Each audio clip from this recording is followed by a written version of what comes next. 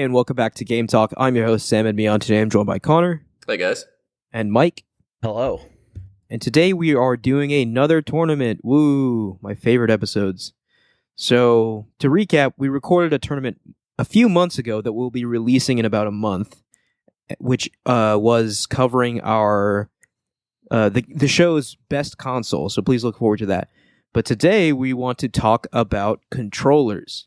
So the image of the bracket should be the thumbnail for the episode, so you can follow along through that, or just go into our Discord. The bracket will be there as well. But we've set up a bracket of 32 entries. The seeds are randomized, and they're all notable controllers across the generations that we have some degree of familiarity with. So, without further ado, round one, Nintendo 64 controller versus the Switch Pro controller. I mean, that's the Switch Pro controller, right? Like, the N64 has one redeeming quality, and the Switch Pro controller has two of them. Yeah, So the N64 controller is god-awful. Like, one of the worst controllers ever created.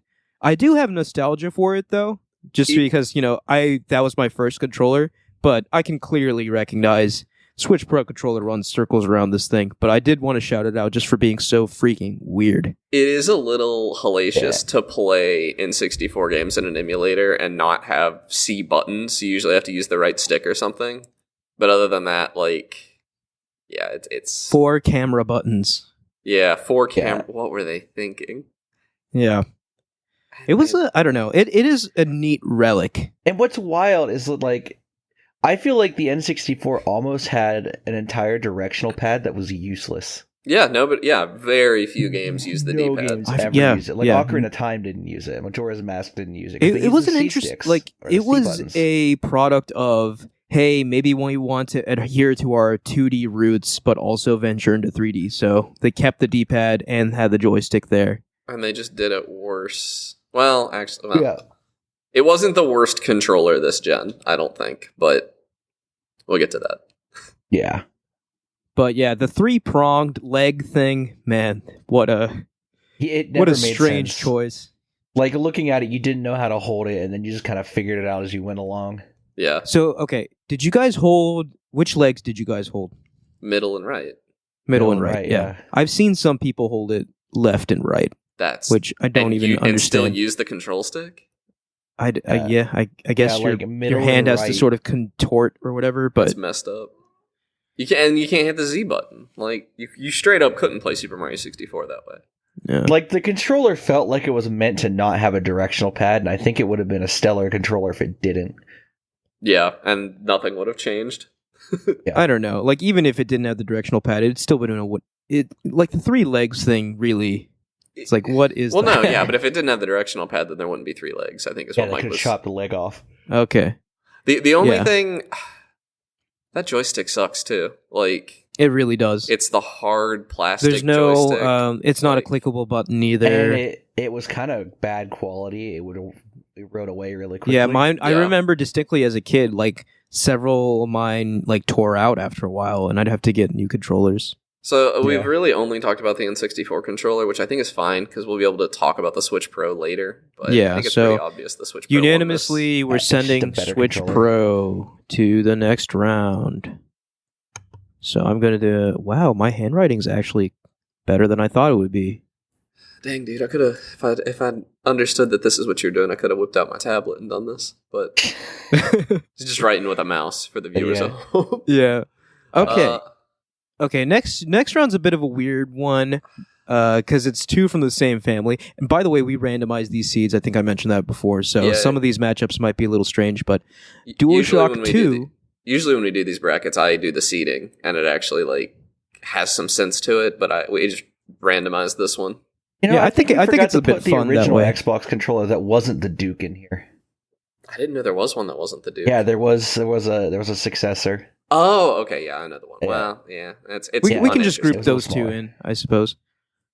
But all right, DualShock 2 versus 6-axis. So the PlayStation 2 controller versus the early PS3 controller. So what is the difference between the 6-axis and?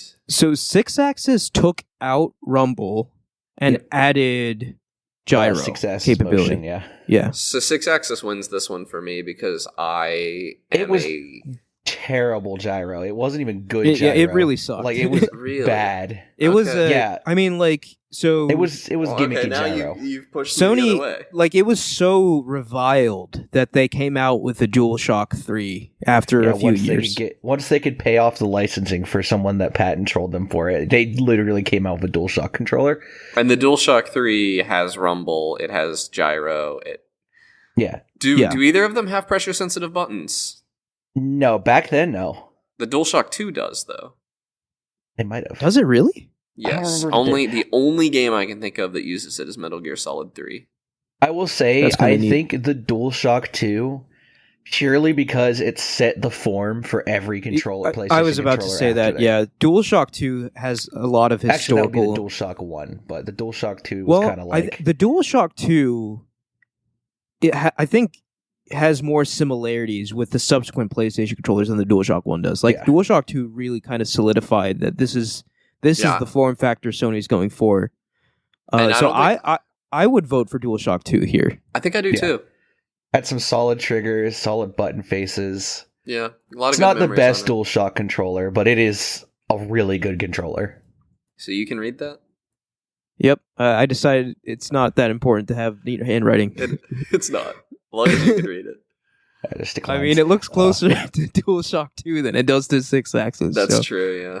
All right.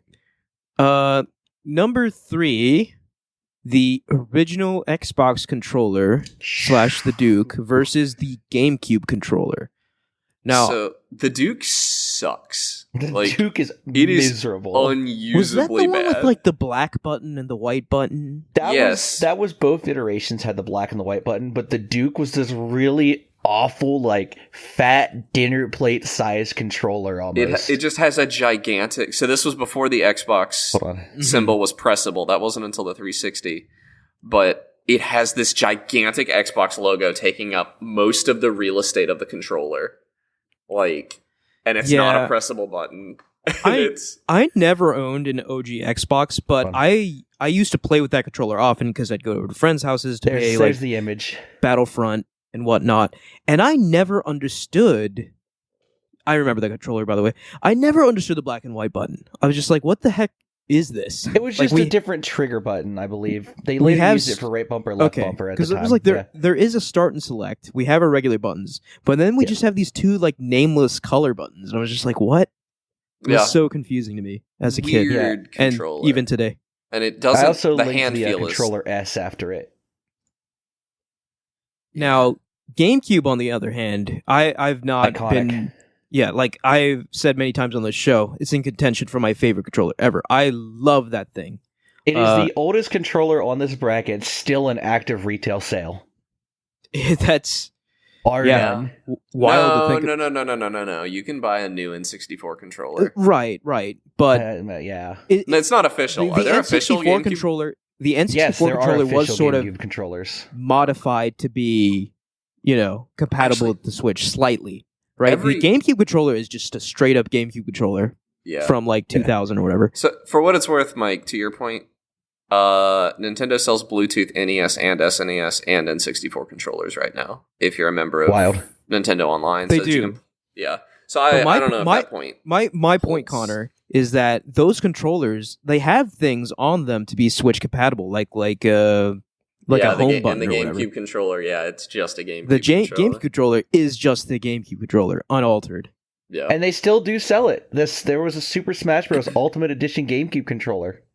And it's Yes. it is just between friends, the Duke loses this hard. Oh, yeah. Yeah, the I think- Duke just there's I think no chance. All Like, of the choices so far have been unanimous, which kind of expected for round one. But The thing about the Duke, even if you include the OG Xbox controller, like the revision that looks more like an Xbox controller, the GameCube beats it like Yeah. senseless. Like I mean, GameCube is those triggers, man, on that GameCube controller. Something about them. They've figured out that tactile feel. It feels great. It just feels great to play. Clicky buttons, love it. Okay, moving on. Oh God. The DualSense versus the PlayStation Move. Now, I personally think the PlayStation Move controllers really suck. Yes, like they they're are terrible. They are horrible. And the So- DualSense, I have heard. I actually have never held one. The DualSense is fantastic to me. Like That is what I've heard. I know people use it on DualShocks PC. 1 through 4, I had complaints about Sony's form factor. I just personally think Xbox had a better form factor. DualSense was the first iteration of that controller where it was just like, this is competitive with the best of them. It fits your hand way better. It's bigger. And the haptic feedback really adds a layer of immersion to whatever you're playing. So my vote for here is the DualSense. Next round will be killer for me. Yeah. And I'm not looking forward to it. That's what I was But laughing about. it is what it is. The DualSense is. Yeah, The thing about the DualSense, I've only ever heard one complaint about it, and it's that, and granted, this is maybe me misremembering something, but I believe the sticks are soldered on inside, so you cannot replace the joysticks, and they do eventually drift, much like basically every modern controller. I've heard of Joy-Con, of Joystick DualSense drift. Has not happened to me yet, and I have been playing on PlayStation for a while, but I do know that it is a problem. Yeah, I think the Joy-Cons just get it bad because they are more likely to be abused because that's a portable console. But I have a friend who got DualSense drift, and it was a nightmare for him. He had to buy a new one. Oh, but yeah. The DualSense obvious winner. It's a tale as old as time. The PlayStation Move, PlayStation Move was a pale imitation of the Wii remote. No, in practice, yes. In technology, it was way better. Yeah, the only but thing the okay, PlayStation Move controller had going for it is that it looked like a phallus.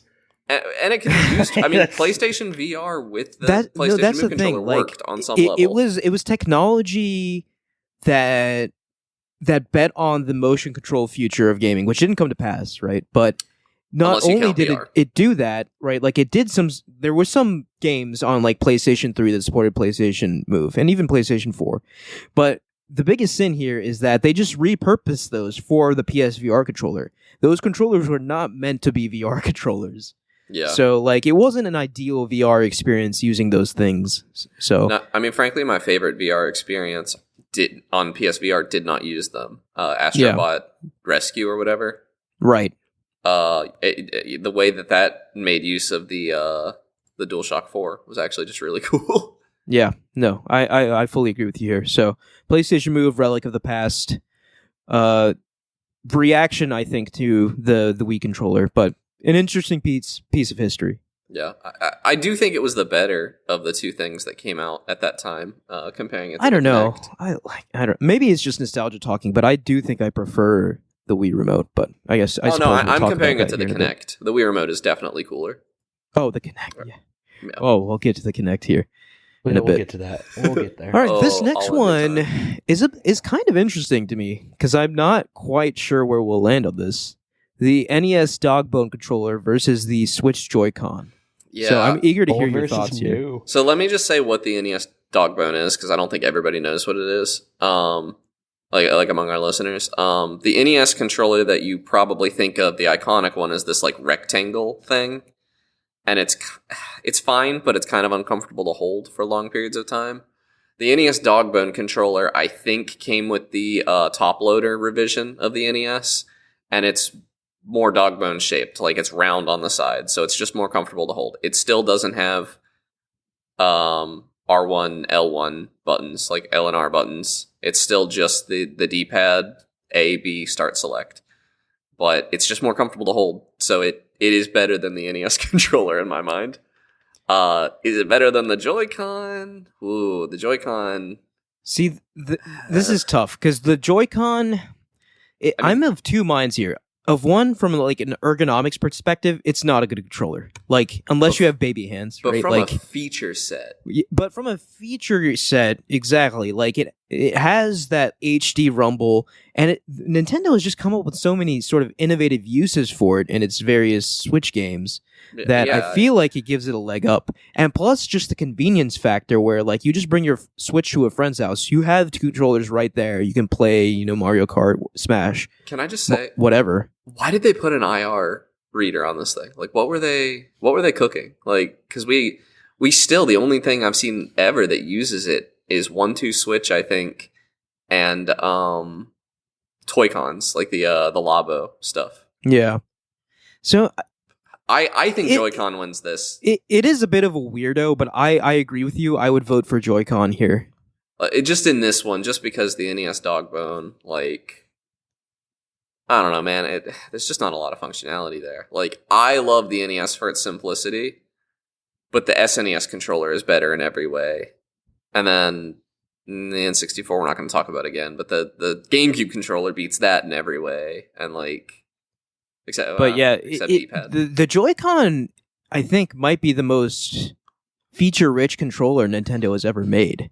It's just a shame that it's such a pain to hold. It's so small. It's genuinely painful for me to play Mario Kart on one Joy-Con. My hand starts cramping after a bit. I swear it's that's really, why it really sucks. I swear that's the only time I use. There's like a mode in Mario Kart where it automatically holds A for you to move you forward.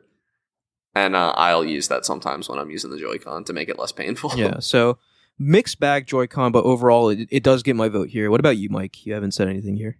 I'm on Team Joy-Con here, even with its problems.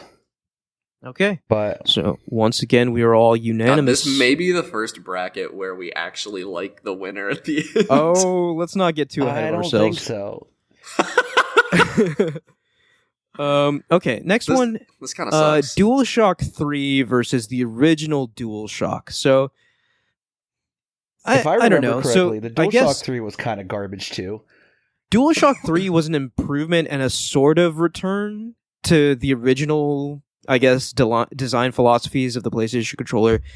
The DualShock OG, I guess, gets some credit for being the first. I don't know, but like I do think the DualShock is the DualShock 3 is just DualShock but better. Yeah, it's a DualShock with good gyroscopic controls. The DualShock is a nice. I need to add that the 6-axis, it wasn't gyro. I think it was just accelerometers. Oh, really? Yeah, it didn't have like full range of motion. I don't think. Yeah.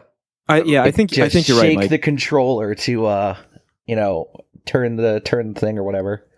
I mean, the only game because they still didn't. The thing about the DualShock 3.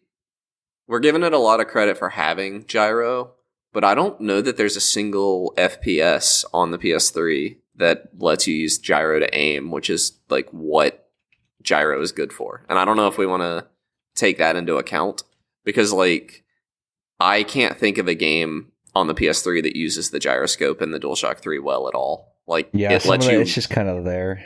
It lets you move your head back and forth in Little Big Planet. I remember that. I remember that too. And I guess that was cute. Because whereas the DualShock itself introduced this was the first dual analog controller on a PlayStation. It was the first analog controller on a PlayStation. And it sort of set the precedent, right, for not using 4 buttons for camera controls. And it had rumble built in. I believe. So very good arguments actually for the DualShock. I think I underestimated the historical importance of that thing. Yeah, I kind of lean DualShock on this one, honestly, because the DualShock 3 it's got the features, but it doesn't have the software to back it up. You've won me over. I'm gonna side with you here, DualShock. Mike? Yeah, I'm thinking of the original DualShock. All right. It also, I love the original DualShock Gray. I love PS1 Gray. The gray, yeah. Yeah, and the black controller, I know you could obviously buy them in other colors, but black controllers just bore me to tears. Okay, yeah, gyroscopic aiming the gyro was not in the DualShock 3 or 6-axis. Yeah. It just had accelerometers. The DualShock 4 was the first one with gyro. This next one's funny. This next one's interesting. So the arcade stick versus the DualShock 4. A lot of DualShocks. DualShock 4, I think, is my favorite controller ever made. The DualShock 4 was a massive improvement. I cannot stand holding a DualShock 4. I think it's the worst controller I've ever held. I love it so much. I've been using a DualShock 4 since I got it. Maybe because I can't see an argument where you would argue the DualShock 4 is more uncomfortable to hold than like a DualShock 3, 2, or 1. I don't know what it is about it. I don't like the look of it. I think it looks stupid. I don't like the way it feels. I think the light on it, until it got used in PSVR, the light on the back of it was nothing but annoying. Like, I just remember playing games at night and I could turn down the brightness on my TV, but I'd still have this stupid light on my controller glowing. Like, so they did add like that touchpad to it, which could serve as another button or a series of virtual buttons based off how you swipe it. And that was used in a few cool ways on some games on PS4. So that was a neat little innovation there, I think. And also, the gyroscope. To discredit myself, well, still no gyro aiming. I can't think of any. Like, gyro aiming just wasn't around until, like, modern no gen. one bothered implementing it, but... I will say, my DualShock 4 experience is slightly tainted by the fact that the only DualShock 4 I've ever owned is broken. I have it taped together because I bought it secondhand, and one of the screw sockets is stripped or something, or cracked, and it won't screw together, so it's, like, slightly held open. But I still, like, of all the controllers I own, it's the last one I would ever pick up voluntarily. I just don't like it very much. The hand feel is bad, and I can't explain why. Yeah, I'm with Mike on this one, where up to this point, it was the best feeling PlayStation controller. Although, like, I think DualSense blows it out of the water completely. Yeah, I haven't touched the DualSense, but I was using my DualShock 4 last night. So there's nobody's going to stand up for an arcade stick? No, we should talk about the arcade stick here, right? It's the way to play a fighting game. Like, it is, yeah. And in a past life, something right? About it, like if I had grown up more in arcades, I would be more attached to this thing. I do recognize that, like, yes, it has a very unique feel, and it does feel very good, very tactile, but, you know, most of my gaming was on console, and I do have more of an attachment to the DualShock 4 than I do the arcade stick, so... Yeah, I mean, I give this to DualShock 4 despite all my complaints, but... Oh, really? Yeah, I don't own an arcade stick, I have, you know... Yeah. I mean, my only experience is, like, going to, you know, Starport, you know, arcades, that sort of thing. And I never really grew up, right? Like, I was a little too late for that era of just, you know, the 80s arcade era. So it doesn't hold that level of nostalgia for me. So I'm going to go with DualShock 4. Once again, we find ourselves all unanimous here. DualShock 4. Apologize, I'm writing it down. Okay. Next, we have the Dreamcast controller versus the Wii Remote Wii Remote plus Nunchuck. So I really like the Dreamcast controller, which is funny because ergonomically it's actually pretty similar to the Duke that we roasted earlier. Mm-hmm. But instead of a bunch of dead space in the middle, it has what's called a VMU, which was a memory card with a screen in it, and you could pop out the VMU, and, like, some games, like, you could load a game onto the VMU, and, like, you'd have a little game to play while you were away from your Dreamcast, and you would do stuff in the VMU, and when you came back and plugged it in, that would affect your game, and that was your save file, too, so, like... That's really neat. That's super cool. Like, you could carry your Chow on it in Sonic Adventure and Sonic Adventure 2. That's rad. Like, you know, it was arguably the Wii U before the Wii U. It was... I mean, and having a memory card that you're encouraged to carry around with you was also very cool because you go over to a friend's house, you got your memory card, so any games that have multiplayer, you could both have your save, you know? I don't know how often that was used because I've actually not played... The only Dreamcast game I've ever played is Sonic Adventure. But yeah. So it's kind of hard for me to judge this one because I did not own a Dreamcast. So I don't really have any experience with that controller, but that feature sounds really rad. And I do think I would have dug it if I had one. I did have a Wii Remote and Nunchuck, and I just have to say, what an audacious decision from Nintendo to make your controller for the generation basically a TV remote. Like, very hard to vote for. Like, I'm sitting here and I'm thinking, like, oh my god, Super Mario Galaxy was good. Yeah, Skyward Sword was bad. To bad. Nintendo's credit, and you can argue this for all of Nintendo's controllers, they really thought of innovative ways to use it in their games for that generation. Okay, but does it hold up in comparison to its contemporaries? No other controller in history has had so many people just unable to use it. Like, just like, well, that's not true because we're going to talk about Kinect later. But like, the motion controls on the Wii, like in first party games, were typically very good, but in non first party games, often straight did not work at all. Yeah. Like I remember, and granted, like there was some misinputs and stuff, but I remember playing Dragon Ball Z Budokai Tenkaichi 3 with friends. The classic. And so many of them could not launch a beam attack because you had to do the motion with your hands with the Wii Remote and Nunchuck. And they would do it too fast, but like try explaining to a child. That's the thing, like when it worked, it was super rad, but it was just too janky. Yeah. And like you had your control stick in your left hand and everything else in your right hand. It was just a really bizarre time. Also like a 1 and 2 button? What? Like yeah, Mad Cat's 1 and energy. 2, yeah, like, but like, you hold it sideways, bam, you got a basically an NES like controller. I remember it was kind of neat for like Twilight Princess, where you would use your nunchuck for your shield and like you swing the the Wii remote as your sword. Like there were neat little uses, and Wii boxing but I guess existed. Like the Wii had some cool uses, but there was a lot of failed implementation of motion controls as well. I guess I'll say is that I'm glad this happened, but I'm also glad that it's not happening anymore. Yeah, right? No, I'll say like this is the Wii motion control stuff. I mean, I guess it's not just the Wii Remote and Nunchuck, but this is the gen that drove me away from Nintendo. Like I started buying other stuff because of this.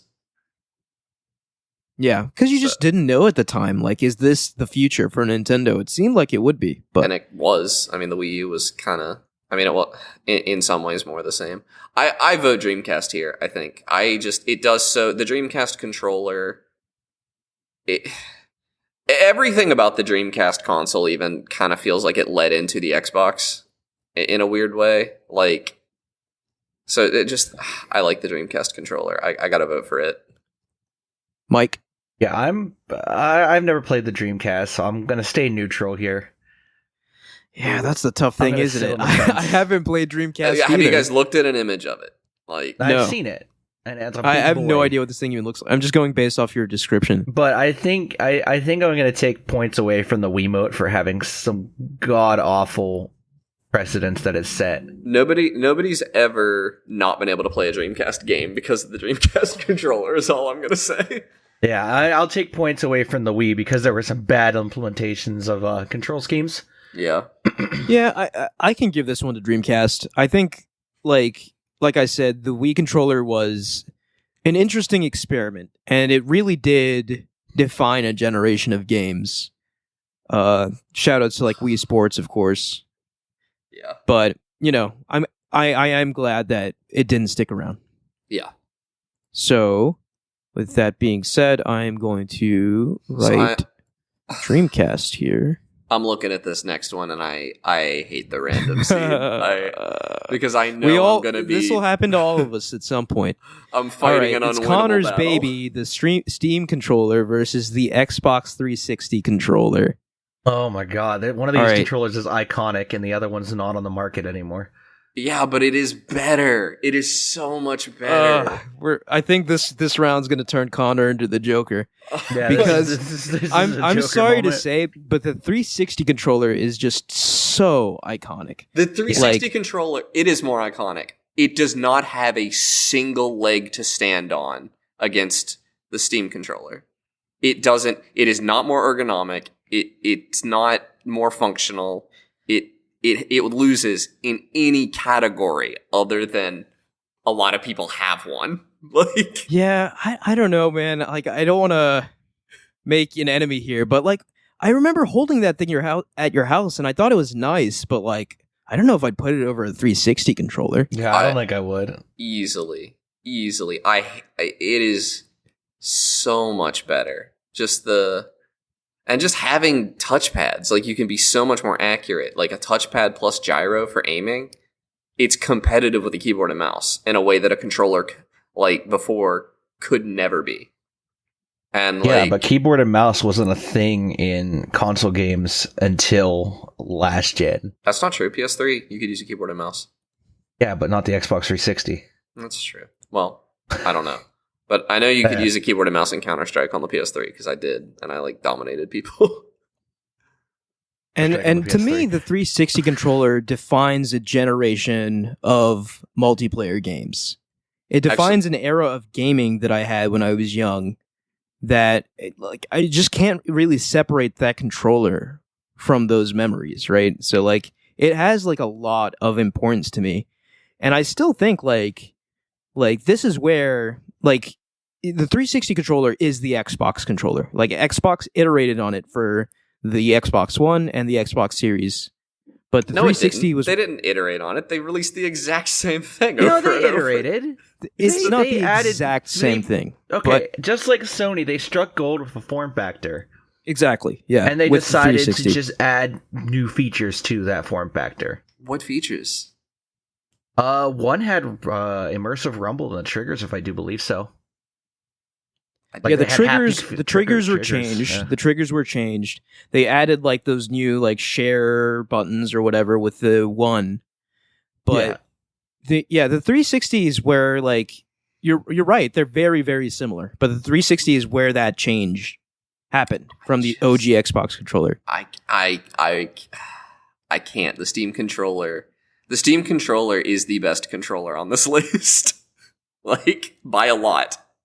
And it is painful for me to see it lose to the 360. The thing is, the 360 still has like everything it's doing down, and the Steam controller went off the market and never came back. The Steam controller went off the market because they got sued over it. The Steam controller has back paddles, and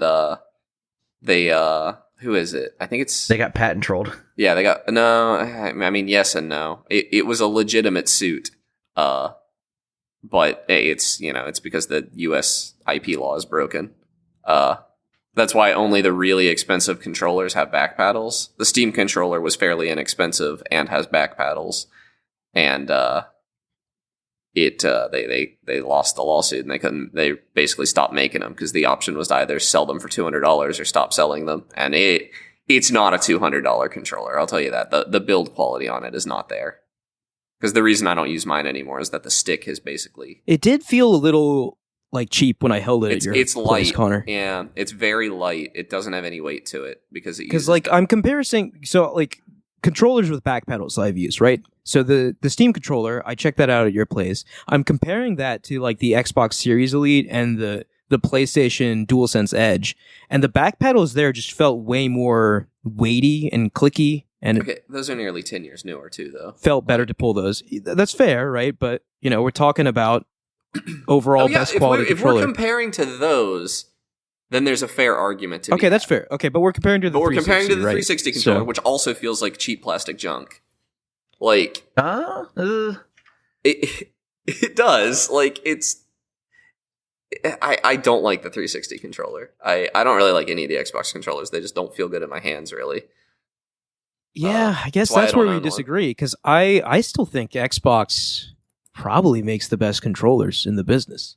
No, I mean, they are just now releasing a controller with gyro. There is no argument that they're even... No, I meant ergonomically, I suppose. Yeah, like, they're so behind. They refuse to release a rechargeable battery for some reason. Yeah, no, of course, those are huge, But the Steam controller are missing. But in terms of like holding the thing, in terms of holding it, I don't know. Form factor wise, I really dig the Xbox controllers. It's just, it doesn't have... Yeah. The Steam controller made it so you could play your entire, or 90% of your PC library from the couch.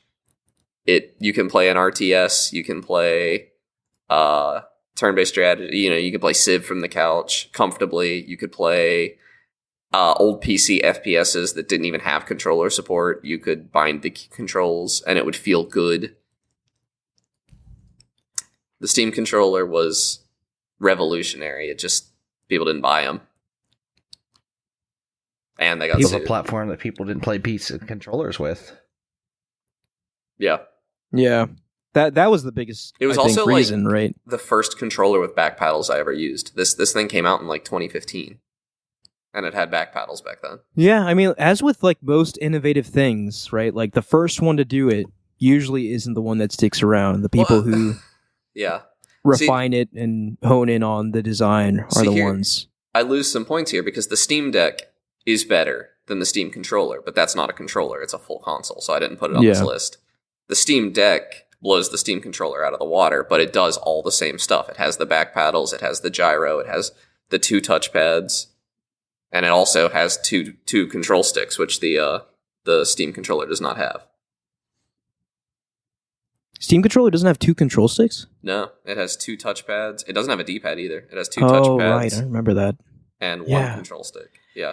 Yeah, I don't know. Like, I guess I just don't agree with you. Like, I remember holding that thing, and I remember thinking, like, yeah, it's cool, I guess, but I don't remember it blowing me away. It takes some getting used to, but if you ask anybody that used their Steam controller for more than, like, a few hours, they'll say it's their favorite controller of all time. Any owner. Like, I know several people I've gotten into it that just hate using anything else now. All right, I think we're coming to a decision point here. Yeah, we have to make a call. We've been on this one longer than all the others combined. Connor, I'm not changing my vote. It is obviously the winner is obviously Steam controller. Okay, so I'm voting on 360. I'm also voting for 360. So I'm sorry, Connor, to kill your baby here, but and I respect the arguments that you gave for it, but 360 controller is just too important, I guess, for me and Mike. There's no accounting for tastes. I feel like this, you know what? This might be another one where we just hate the final victor. There are still things on here that I would not be upset to see at the end. Yeah. Go back to round 3. Put the Duke up there. Controller. All right, we had the first casualty of the evening. This next one's going to be bad, too. Keyboard and mouse versus DualSense Edge. Yeah, well, I mean... you know what? I think I know how this is going to go, but like I'm going to give my case. So keyboard mouse versus DualSense Edge. So I am a notorious controller preferrer, I suppose, over keyboard mouse. Like, unless it's a very specific kind of game, like a strategy game, I almost always prefer using a controller, and I know that's not always the case. Like, even for something like an FPS, I would rather use a controller than a keyboard and mouse. So that being said, the DualSense Edge, in my opinion, is the ultimate form of the DualSense controller. I think it's even better than the regular DualSense controller. And it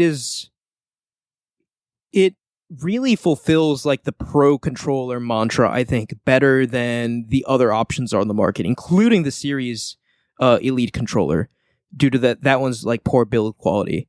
So the DualSense Edge has replaceable sticks, right? You get both concave and convex options. All this comes with your purchase of the DualSense Edge. So you can swap out the sticks to how you like them.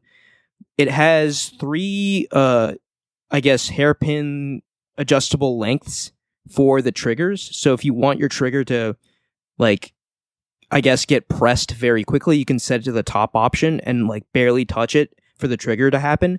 I guess if you're very competitive in, like, a first-person game, you'd want it that way. It has a pretty robust software support on the PlayStation 5 as well. You can save several like mapping configurations very easily. You can change the behavior of the sticks, so like you can have the range of motion be super acute when you like barely tap it, or you could have it be like more drawn out. You can really customize how those sticks move via the software on the PS5. Just chiming in, you could do all of that on the Steam controller for $60 10 years ago. Just fair. That's fair. I mean, not replaceable, like not concave sticks and stuff, but yeah, all the software stuff. And most importantly to me are the back paddles, right? So you have also on the Steam controller. Right. You're not going to let this one go. Oh no, this will be the rest of your night. Yeah. So, it has 2 options for back paddles as well. It has the sort of traditional like L-shaped paddles that you see in a lot of pro controllers, and it also has like these smaller kind of like R1L1-esque back paddle buttons as well, which I actually prefer. I slotted those in, and they're very clicky. They feel just right, and they feel perfect playing something like Armored Core, where then you can like move, use the camera, and shoot all independently by mapping things to those back paddles. So I'm a huge fan of this DualSense Edge, and I typically don't use keyboard and mouse. And I know that's, flies in the face of most PC gamers, so I just wanted to give my piece for the DualSense Edge before you all talk about this. So okay, first price point I want to bring up here: price tag for each of these controller. You can get a keyboard and mouse for $20. Yeah, DualSense Edge is, hold on, it's like DualSense Edge is like $200. I think. It's like a $200 controller. You can get a really good quality keyboard and mouse for under $100. I mean, you could get. You could probably get one you can be competitive with for less than $50. Like, yeah, that's fair. Yeah, especially if you're buying used, and like. Okay, so I got to ping the DualSense Edge because it's just too derivative of the Steam controller. They really didn't come up with anything original. Okay. But the keyboard and mouse, like the reason the Steam controller is so brilliant is that it lets you play keyboard and mouse games comfortably from like a game that you couldn't play on a traditional controller. You could play on a Steam controller from the comfort of a couch. I do find myself more and more lately choosing to play games on controller. Even Cyberpunk I've been playing on controller a decent amount of time. Yeah, Cyberpunk's like a perfect example of a game I feel like most people would play on keyboard and mouse, but I would gladly rather play that on controller. I've done good time on both, and I see myself doing more controller just because it's more it's not about the controller though. The keyboard and mouse is an objectively better way to play that game. I just would rather sit in front of the TV. I fully acknowledge that keyboard and mouse is oftentimes a more precise, better way to play a lot of games. But here's the thing. I'm in front of a keyboard and mouse all day for my freaking job. I do not want that feeling to carry over into my playtime. It really bothers me, I guess, on that psychological level. Yeah, I think I'm weird because I don't feel that at all. Like, that doesn't bother me. But, like, you can, but you're getting a seriously compromised experience. But like games like Factorio, games like Civ, like games. Yeah, no, I agree with you. Like games like Civ, I would never ever play on a controller. Like there are people who do all of their gaming on keyboard and mouse, and the breadth of games available to them is much bigger than the breadth of games available to you on any individual controller, any other individual controller. And so this easily goes to keyboard and mouse for me. Like.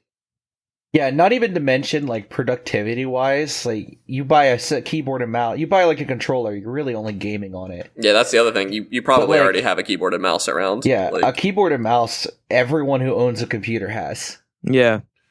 Yeah, I knew I'd lose this one, so I just wanted to give my piece, for the DualSense Edge, but yeah, I just hate keyboard mouse for video games. Oh, Jesus. If the Steam controller had won the last round, it would have been against the keyboard and mouse in the next one. That would have been a nightmare for me. Yeah, I don't think you could have. I think it was going to get eliminated It was, regardless. yeah, no. The Steam controller does not beat the way. keyboard and mouse for me. Yeah. That's crazy. I'm still the Joker, and I am still going to be an ass about it, but... Yeah, it couldn't have gone any further than round 2. All right, so keyboard and mouse wins. Next option is the Genesis controller versus the Xbox One controller. The Genesis controller has too many buttons in one place. Doesn't it have like 6 buttons all bunched up together? Like, okay, it depends on the variety. Yeah, there's a 6-button version and a 3-button version. What? Those are both terrible options. Yeah, well, the 3-button version was what it originally launched with, and then they realized they needed more face buttons, so they released a 6-button version for fighting games. No, dude, the Xbox One controller, the Genesis controller is just confusing to look at, and so the Xbox One controller wins this one for me. The one controller also had a head up on the 360 controller because it had a better D-pad. Yeah. Like, hands down. The Xbox One controller in my mind was an improvement over an already stellar outing with the 360 controller, so I would vote for the one, but with the caveat that I don't really know anything about Genesis, so. Yeah, no, the one is better. The Genesis The Genesis is kind of on this list to get to an even 32 participants. Yeah. All right, fair. I feel like the Xbox is the same way. Oh, this next one's tough. Oh my God. Okay, Xbox One moves on to the next round. Next round is the Kinect versus the Xbox Series Elite controller. Dude, I hate the Kinect so much. The Kinect is just god awful. It's so bad. What a Let's just blight go with on the our Elite history. controllers. Like, I can't come believe on. we didn't put the iToy It's on so here. Easy. So I will say though, like I had a Kinect growing up, and it was cool for about a couple days, just waving your hands in the air and like manipulating menus and stuff. But that got old real quick. Most of the cool stuff from the Kinect was just because it had a microphone. Like, yeah, you could couldn't you control say things the with voice. you could say the Yeah. shouts in Skyrim, I think, to your Kinect. I think that That was was an update. neat. Yeah. I had a mod for that on PC just because I had a microphone, obviously. And, like, that was neat. It was really cool to have. But, I mean, you look like a nerd. Yeah. But, Yeah, and this is really sort of the culmination of, like, I guess the false direction that gaming was going in, where Xbox was all in with the Kinect. Everyone was so sure of the motion control future. And everyone said no, and there was a hard pivot. But, like, this was sort of the ultimate, like... And I still will never, ever forget, Xbox One announced with mandatory Kinect, always online. Like, all that just leaves such a sour taste in the mouth. yeah. Yeah, Kinect, it was a unique thing, but very glad that it's gone. Yeah, no, Is my opinion. the Xbox Series Elite controller wins this handily just for being a controller. Just for not Yeah. being the Kinect. Yeah. Not Quite me. frankly. Yeah. We can talk All right. about what it is and isn't later, but it definitely is not the Kinect, and that gets it a lot of points.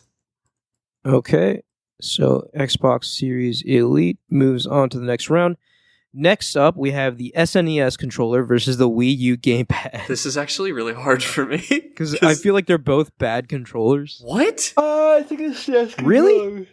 The SNES Actually, controller really good. is the best controller to play a 2D game on. It has like I guess the I best just don't deep- really play 2D games. It has, like, No, the- the Wii U controller, the Wii U tablet controller, it's a clunk. It is just kind of unpleasant to hold, but the games that used it well were really cool.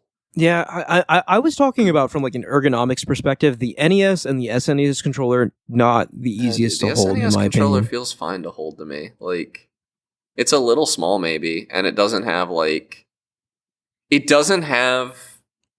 the sticks coming off of it, like the handles, I guess.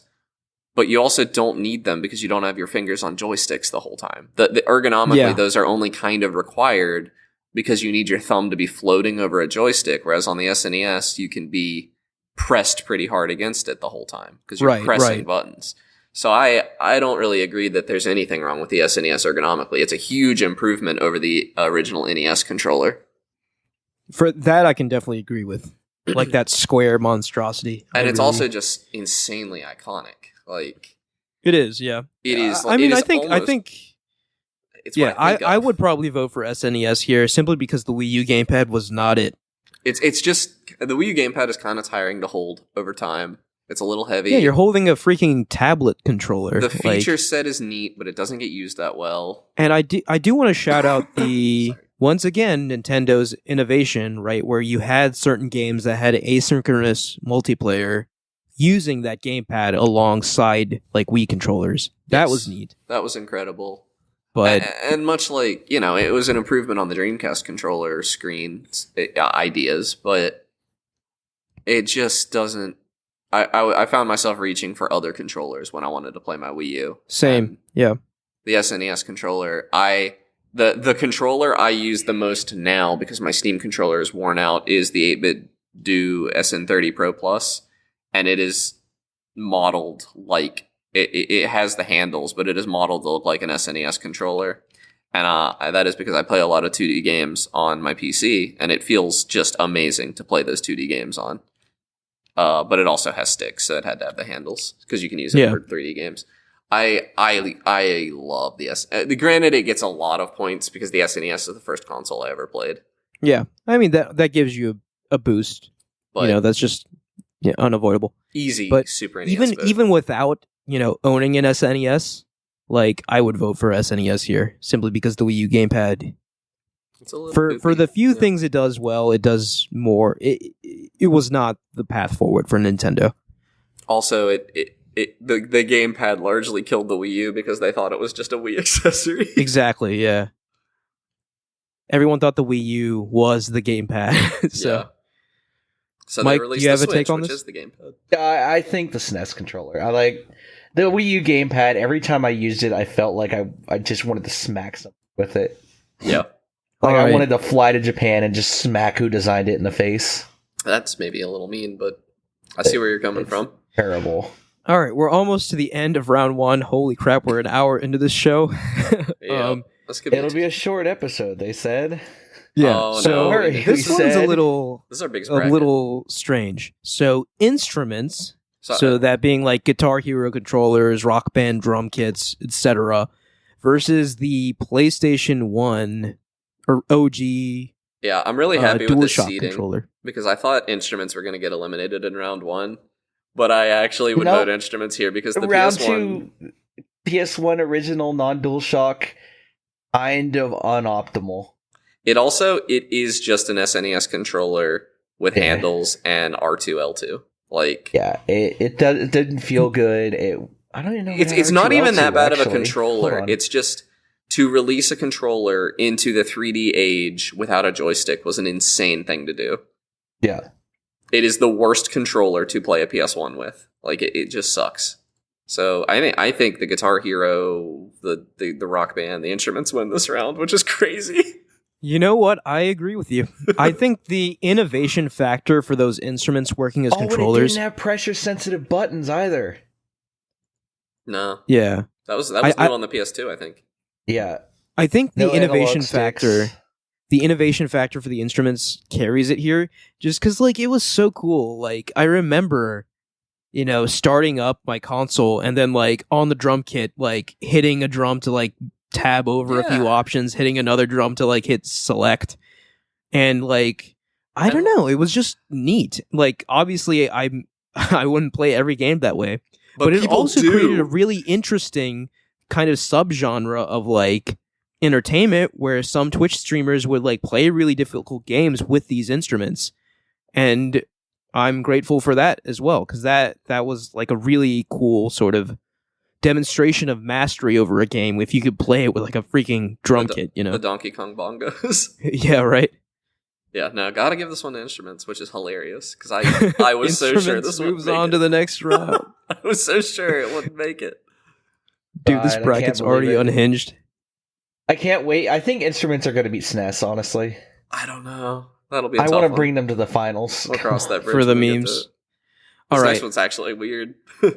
A HOTAS control versus PSVR 2 Sense controllers. So a HOTAS So it's kind of controller- interesting that these two got paired up with each other because Let me explain what HOTAS means because that's not super common knowledge. I Sure. don't think it's hands on the actual system. So this is like I used to have a joystick with thrust controls to play Kerbal Space Program with, and if for sim games, there's just no better way to play them. Like, Yeah. it's so cool. It is a level of immersion that is interestingly rivaled by virtual reality. exactly, yeah. Yeah, it's This is impossible for me because I've never used a PSVR yeah. 2. I will say as someone who has a PSVR 2, those Sense controllers are a massive upgrade over the Move controllers. And from what I've played, rival the Vive controllers, right? Oh, they're probably better than the Vive control. I think the Vive controllers are actually booty. They're not very good. Yeah, the Sense controllers are very good. I think the HOTAS, there's sort of like I guess an accessibility sort of wall there where it takes a lot to have a HOTAS, right? And they're like expensive. they're Well, okay, expensive yeah. and they take up a lot of space typically. Mine was small and it was like $10 at a yard sale. Like, so the HOTAS is a wide variety of things. The HOTAS you guys are thinking of is like the Mech Warrior Yeah, HOTAS, which like is a cool. cockpit or something. Yeah, but yeah, there's a wide variety here. I would say this probably goes to PSVR 2 just because HOTAS is so niche. It's really niche. And like And I think PSVR 2, I think the controllers are up there with the best with the best VR controllers. Granted, that isn't saying too much now because VR doesn't want to take off. Despite Yeah, despite whatever happens for it. And I guess that's a separate discussion. But I do think the PSVR 2 Sense controllers, especially because of the haptics also integrated into them, like are a very immersive controller. yeah. But shout outs to HOTUS as well, just because like you have to be on another level to use HOTUS for a lot of these games, like for for Flight Simulator or something. If you have if you're sitting in an actual cockpit playing the game, like that's just like another level of immersion there. Do I change your mind if I include racing wheels under HOTUS? Those are kind of separate though, right? Racing wheels should probably be their own thing, but yeah, but because they're not, I kind of feel inclined to include them in HOTUS because it is the same thing. It is a literal translation of what's happening in the game to reality. So don't get me wrong, racing wheels are cool. I often find myself preferring to just use a controller for racing games anyway, but I do understand the immersion. Have you had appeal. a wheel like available to you to make that decision? For like Mario Kart, but that's about it. That is not the same thing. That is not the same thing at all.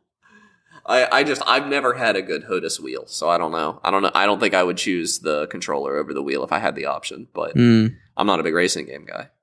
I think it's fair to give this to PSVR 2, I'm kind of including all VR controllers under PSVR 2 here because we didn't because it's the only representation. Yeah, I didn't want to put like the Valve Index Knuckles, which are like Steam controller level good, but I don't own them, so yeah.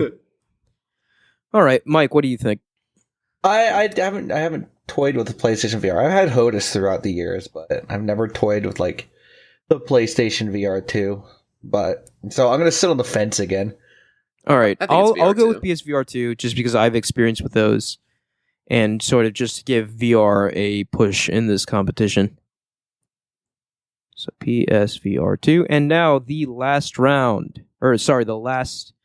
face-off in round 1, the NES controller versus the Xbox Series controller. So to me, I think the Series controller takes this because it's a refinement of the already ergonomically wonderful Xbox controller versus the jagged rectangular, the uncomfortable to hold NES controller. Ergonomic nightmare. It's not fun to hold for any long amount of time. I love it for its simplicity. I love how making a game for the NES controller is neat because you have so few buttons and everything. Right. But no, there's no argument that it's a better controller than a Series X controller or a Series S controller. And it's just a product of time, right? Like when the NES controller released, that's all a controller really needed to be, and it was perfect. But games have evolved over time, and controllers have evolved alongside them. So it is kind of an unfair comparison. But if we had to pit them against each other, I would vote Series controller here. Yeah, for sure. Mike, any objections? I have no objections either. I think the Series is just a better controller. All right. With that, we have finally concluded the first round. It only took an hour. So we have 8 contestants. No, how many do we have? I can't count. 16 contestants left. So a full bracket remains. Yeah. But I mean, we've said our piece for a lot of them, so I think it'll go slightly faster, but you never know. All right. I hope it does. So, first match of round 2, the Switch Pro controller versus the DualShock 2 controller. Switch Pro, for sure. DualShock. Nah, man, you got. I remember we were giving credit for the DualShock 2 for setting the form factor for PlayStation. That being said, like in terms of what I enjoy using more, I also enjoy the Switch Pro controller more. Because the Switch Pro is just an Xbox 360 controller, more or less. It basically it aped that form factor. It's just a better 360 because it has gyro, it has it has HD Rumble, it has NFC support. It's just but NFC support is kind of it's cool. Amiibos are cool sometimes. Like it's a small thing. I don't own an Amiibo, so I never use that. I've never bought like a little figurine that has a little chip in the bottom that'll give me a wolf and. I bought a yarn Yoshi because I think it was cute, and I was given a Yoshi, a Luigi amiibo. I don't know, man. The Switch Pro controller is really cool. I don't even own one. I like they're $80. I'm not ready to spend that. I do own one, and I do prefer to play most of my, I guess, non-handheld Switch gaming on that. And they're also just Bluetooth, I think it's so the better way to play the Switch. You can use them on your PC, like so. It would be a good catch-all controller. Like you can play all your games on this. So, DualShock 2, thank you for your service. No doubt a historic controller, but I think we're in agreement here that Switch Pro moves forward. Now, this next one, I'll have to kill one of my babies, and I'm not happy about that. You gotta kill your darlings. I'm on Team GameCube. Really? I'm on Team DualSense. I'm on Team GameCube. No! Why would you guys do this to me? I love the GameCube controller to death, but like the DualSense feels like I was hoping you guys would just pick for me. The DualSense feels like the first controller that is like an actual meaningful iteration in so long, other than like in the console space, like in the Xbox and PlayStation space, not including the Steam controller, not including whatever Nintendo's doing over on the side. The DualSense is an actual step forward in a way that the DualShock 4 was not. And I guess since we're talking about DualSense, right? The haptics on that thing, in my opinion, are so good, right? Because even you've Xbox, never held a Steam controller. Okay, I've held a Steam controller. I just haven't, I guess, played a game on one, but yeah. And there's no software to make the haptics actually do anything interesting with Steam controllers. It has the hardware. Nobody ever implemented it, so it barely counts. So the DualSense, I do want to say that the haptics are so good on it. For their mid-gen refresh, Xbox is basically doing the same thing. They're including haptics on the level gyro. of the DualSense into the controller, just because it's a good idea. I think all controller manufacturers will do that going forward. They're very because it just adds a little bit extra. And another thing about holding a DualSense, like I said, and I guess just hearing myself talk throughout this whole thing, ergonomics seem like they're probably the most important factor to me for a controller. Which I don't know how you guys feel, but for me, that makes sense. Like that's why I like the Steam controller so much, largely. But the one other plus I got to give the DualSense is that when you're holding it, the back of it has this really fine texture on it that allows for really good grip, and it's just really nice to hold. And like if you check the back of a DualSense controller, you can see like really kind of like small imprints of the PlayStation symbols, like the square, X, circle, triangle, just all over the back of that thing. And they form like a really kind of rough texture on the back that helps you grip that thing. And I do enjoy that. That also adds to the ergonomics of that thing. So that being said, the GameCube controller, they had that stuff figured out like early, like holding that thing still feels completely natural to me, even after these 2 decades have gone by, 2+ decades have gone by of controller after controller.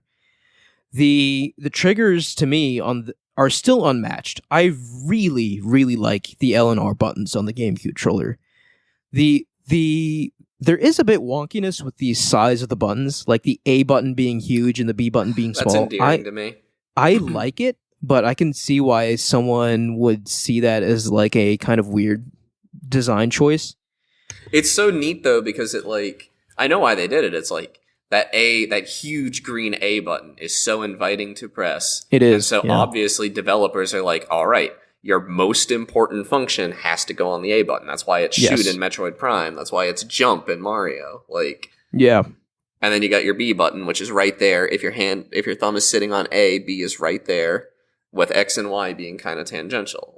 I get why they did all that, and I like it. Yeah. Doesn't win it the place for me. It's impossible for me to separate the GameCube controller from Smash as well. Those two things in my mind are so intrinsically tied. I always play Smash with a GameCube controller. And I know I'm not weird for that, because Smash is the reason this GameCube controller still exists today. That is the reason this controller has been brought forth all these years, because it is just the perfect, hand in the glove sort of type thing. GameCube and Smash. So, I don't know. This is a very, very tough decision for me. Both of these 2 controllers are in my top 3 controllers of all time. GameCube is just missing so much modern functionality. You don't have 2 shoulder buttons. You don't have gyro. You don't have clickable sticks. The C Yeah. stick is No, I genuinely think kind of useless most of the time. I've made a decision, and though it really, really pains me to say it, and maybe I change my mind tomorrow, I have to go DualSense with this one. Just because, like I said, it is the ultimate PlayStation controller. Like, quite frankly, I think it took from the Xbox controller. It made it more fat, right, and not as angular and thin, and it just fits your hand better. Plus, it added the haptics. Plus, it got rid of the obnoxious light on the DualShock 4 and replaced it with a much sleeker looking like backlight for the touchpad. Like, they just made all the right decisions with this controller, and I do think this is the modern controller to beat nowadays. So, God, playing Persona late at night and having the reflection of my controller staring back at me on my screen, on the DualShock 4, I hate that controller, dude. You know, you can use DualSense for like most of your PC games too. Yeah, no, and it has the feature. If it's if it had a PlayStation port, then it typically has the full DualSense features. I've thought about buying one. It's really just when I buy a controller for my PC, I want it to last like 10 years, like, because it can. Like, I've seen, I've had that happen. So, and I do not believe that the base level DualSense has the chops for that. I think the Elite might. I want Hall effect joysticks in the next controller I buy. Really? Yeah. All right. So, or swappable. Had to kill one of my children, but so I know how you feel, Connor. But DualSense, you'll never understand. Yeah, I won't. Because you had one person supporting you in your decision. Yeah, we sort of just ganged up on you, jumped you. It was the Mario thing again. It was getting ganged up on when I was the only one who played the game. I've held the controller, man. Holding a controller for 5 minutes does not give you an impression of what it's like to use it. I've used it and I didn't like it. Well, there you go. Yeah. All right, let's move forward. So the DualShock OG versus the Joy-Con. Joy-Con wins this handily, just by feature set again. Just HD rumble is huge, portability huge. DualShock, again, shout out to setting the template, but I agree in that the Joy-Con just has way more going on, even though, like, ultimately I think it has to falter because of the form factor. Like, I can't have the Joy-Con win this whole thing. But I do think it beats the DualShock. Yeah. I agree. Yeah. I think this one was simple. Unanimous here. So Joy-Con moves forward. Next up, we have the DualShock 4 versus the Dreamcast controller. I feel like the DualShock 4 wins this again, feature set. So Dreamcast, shout outs to it because it actually advanced this far, right, over the Wii Remote and Nunchuck. But at the end of the day, DualShock 4 is a modern controller, has more stuff going on. Yeah. So quick and easy decision there. DualShock 4 moves forward. Okay, next round we have the Xbox 360 controller versus keyboard and mouse. Keyboard and mouse every day of the week. Easy. Yeah, so I would vote for 360 controller here. And I don't know if we need to rehash the arguments, but I just simply don't enjoy playing keyboard and mouse. Next round. Next round. Keyboard and mouse. Next round. All right. 360 controller is bunk. It's keyboard and mouse. Next round. No, I just don't. There's just more games that you can play on a keyboard and mouse. Like, there's just a certain amount. Like the 360, especially like the 360 controller, especially like I relate it to a bunch of first-person shooters that I had no interest in, which isn't fair, but Yeah, I mean, I relate the 360 controller to a bunch of first-person shooters I did have interest in, like Halo 3, but the people have spoken. Keyboard and mouse moves forward. You can finally play Halo 3 on a keyboard and mouse now. I would never. Oh, it's so much better. I hate keyboard and mouse. Oh, next round's the same controller. All right, just Xbox with One pedals. versus Xbox Series Elite. Well, yeah, that one's kind of a strange one. It's got to go Series. Elite. Yeah, Series Elite is the same controllers, but with more features. Same controller, just with more features. I have heard of like reports of like terrible build quality on the Series Elite, but since I can't can't verify that. Yeah. verify that. I'm just Technically, it's the Xbox Elite and the Xbox Elite 2, but who's counting? So wait, do either of those have gyro? Or is that a rumored, or is that a leaked future controller? I don't know. Because that's going to matter next round for me. I don't think either of them have gyro. I don't think that's out yet. I mean, we can look this up. Xbox Elite controller gyro. Nope, it does not. Okay, well, makes the next round pretty easy. All right. And the next round, SNES versus Instruments. I gotta go Instruments. SNES here. I just love the little Yeah, thing. It feels good to Instruments hold. had a good run, but SNES, iconic. Yeah, So and so many good games. So many. I don't know. It just makes me happy to hold it. It's one of the reasons I like playing the older consoles. I like, and the Super NES it feels like one of the first controllers where like the game design on the Super NES does not feel held back at all by the controller. Like it has enough buttons, you know? yeah. No, SNES was the perfect controller for its time. I just wish it would fit my hand better, but that's neither here nor there. You got big hands, I guess. I really don't. I have tiny hands. SNES wins. Gonna take... So final round for round 2, which Oh. we came to a decision on like in 1/10th of the time around 1. PSVR 2 versus the Xbox Series controller. I gotta go Xbox Series probably. Yeah, I'm Yeah, probably so- going Xbox VR 's Series. just too VR niche. controllers. PSVR 2 does the job really well for VR games, but it's limited to only VR games. Xbox Series controller is just a fantastic overall controller. Yeah. Like That- I'm yeah. using one right now to play And it's Starfield. proprietary to only its platform. Yeah, Right, yes. yeah. An Xbox Series controller you can use on your PC. Exactly, You yeah. can- And I think that's if what I'm you- doing, yeah. If you have the right stuff, you can hook one up to a Switch. If you have a USB Yeah. one, like, yeah. All right. You can so use it anywhere. Xbox Yeah. Series wins. PSVR 2, good run, good at what you do, but niche. Xbox Series moves on, and we are left to the what is this? The semifinals? Is that how this works? No, this is the semifinals. Isn't that what I just said? Quarterfinals. Oh, maybe. I'm sorry. Okay, so we're This is the semifinals. The next is the finals, and then we have the grand final. or does it go quarterfinals, semifinals, finals? Anyway, We should we're- continue. in Yeah, let's round just keep 3. All right. So yeah, this is the quarterfinal. So the Switch Pro controller versus the DualSense controller. So these are both really good controllers, I'm but pretty to sure me, that it really is just that the DualSense has better haptics, right? Like, Yeah, I think it's just the DualSense. I think the It's- DualSense has better haptics, and I don't know, like the feel of the controller. the rubberized back It's probably tough. gives it a better hand feel. Yeah. I was gonna say It has that better the triggers too. It feels Yep. better than the Switch Pro, but I don't know if that's true. I think they're about equivalent in terms of ergonomics. I do agree with you. The triggers are better than the Switch Pro. That's Yeah, the one so- place I'd knock the Switch Pro. Yeah, does the not Switch have Pro great triggers. Has really weak controller.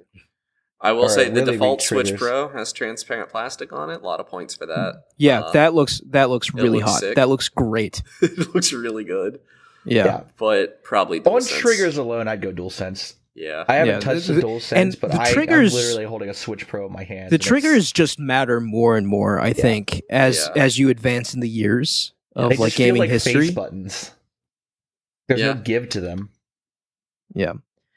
All right. So, yeah, a lot of respect to the Switch Pro controller, and I do think this is a tough round. Like they're very close in my mind, but I'm gonna give this to DualSense. I think you guys agree. So DualSense advances to the semifinals. Next, we have the Joy-Con versus the DualShock 4. gotta go Joy-Con. I don't know. I think- Is this where the Joy-Con run ends? I could see I it being think, where the Joy-Con I think it runs. is. Like, Okay, The but Dual- okay, okay. hear me out. Let the me DualShock 4 didn't have stick drift. let me metagame a little. If the DualShock 4 wins this, then the next round is DualSense versus DualShock 4, and that's not interesting. I mean, we've had that before happen, though. Yeah, but I like the Joy-Con. The fact that you always have two of them and you can play a multiplayer game right there. That is huge. HD Like Rumble it's so is huge, huge. it might mitigate how horrible it is to hold one of those things. HD Rumble You know. gets slept on I Okay, think. but the Joy-Cons feel as a controller is all over the place. Like, I absolutely abhor using Yeah, Joy-Cons that- for Complicated, it really though. sucks because if the Joy-Con had like a perfect, like the Switch 2 might fix this problem, right? Yeah. Like, Yeah. but if the Joy-Con had no stick drift and like fit your hand perfectly, it would probably be like one of the best controllers. Also, the ability to like hang your hands at your side and play video games is kind of neat. Like, It is. No, that's definitely underrated. I was doing some gaming in college. I was playing some Rocket League on my Switch in college, and nobody knew. Nobody had any idea. I had it muted. I had the Switch like on my laptop. I'm sitting in the back row. I got my hands at my sides with my sleeves hanging down. Like, Yeah. quality gaming time. You should pay attention in college. You're paying a lot of money for that. I was a bad Yeah. student. Yeah. I mean, you're the one with the software engineering job. I am the one, the only one. Yep. Yeah, The only you guy haven't- here. I'm the one who didn't make it through. Ain't that just the way? Yeah. Too much Rocket League. Yeah, this is Or not enough.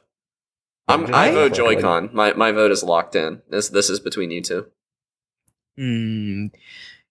This is tough because, like, by all accounts, I think holding the DualShock 4 is better than the Joy-Con. Yeah. But the Joy-Con has so many pros. The detached nature of it, the multiplayer nature of it, the inherent multiplayer nature. Yeah. If you stuck both controllers in front of me, I'd willingly pick up the DualShock 4. You wouldn't even need to like prod it. Right. You'd have to hold a gun to my head to get me to play anything with a Joy-Con. Dude, if I'm being genuine, if I have the dog, which I don't know if that's a normal thing, the little thing The that dog? goes, I call it Yeah, the dog. not a fan of the dog. The thing that goes between the two Joy-Cons, if I have that, I'm picking it over the DualShock 4. If I don't have it, probably not. But Yeah. Yeah, I don't know about that one. if I've got the dog, yeah. Yeah. I just hate the DualShock 4 hand feel. I do not like it. And the Ah, stupid but- light on it, the stupid light loses it so many points. Also, all the fun colors the Joy-Cons come in, like, Yeah, it's Yeah, a I don't tough think about one. controller and you get to pick colors, two though. colors because you have two of them. Yeah, I have two gray Joy-Cons, so I didn't really pay attention to colors. Oh my god, that's blasphemy. I don't care what my controller looks like. You think I'm Okay, Yeah, well, so I have to make a decision here. The Joy-Con gets a lot of points, but the bad hand feel has to stop it at some point, and I think Yeah. this is that point.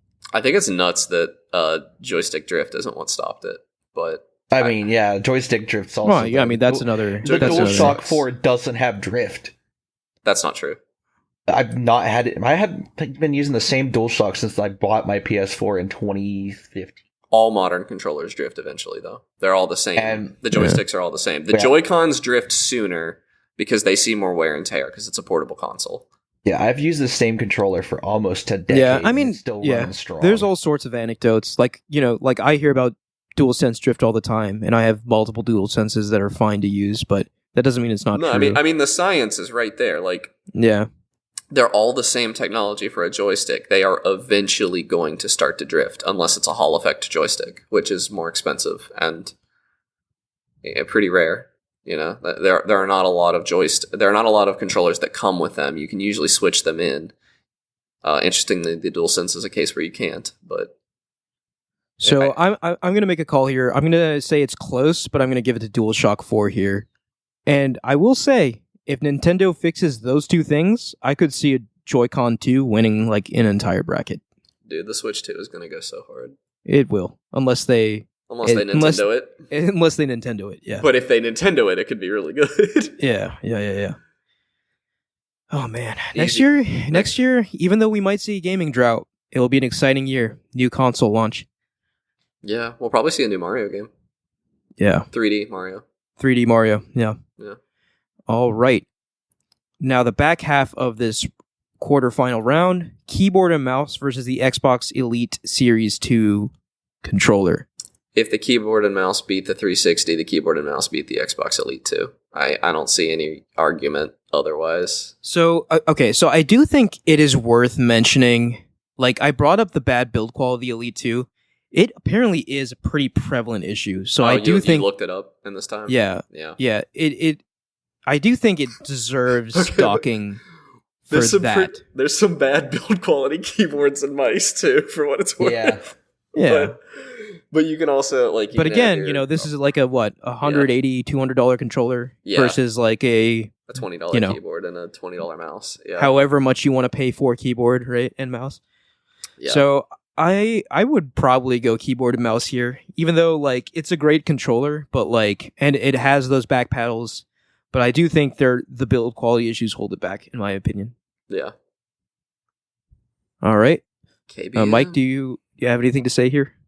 No, I'm team keyboard and mouse. Yeah, no, I mean, me and Mike are already sitting here ready to take keyboard and mouse to the final, or to the grand championship. Yeah, it's over. It's the way it is, but we got to ride it out anyway.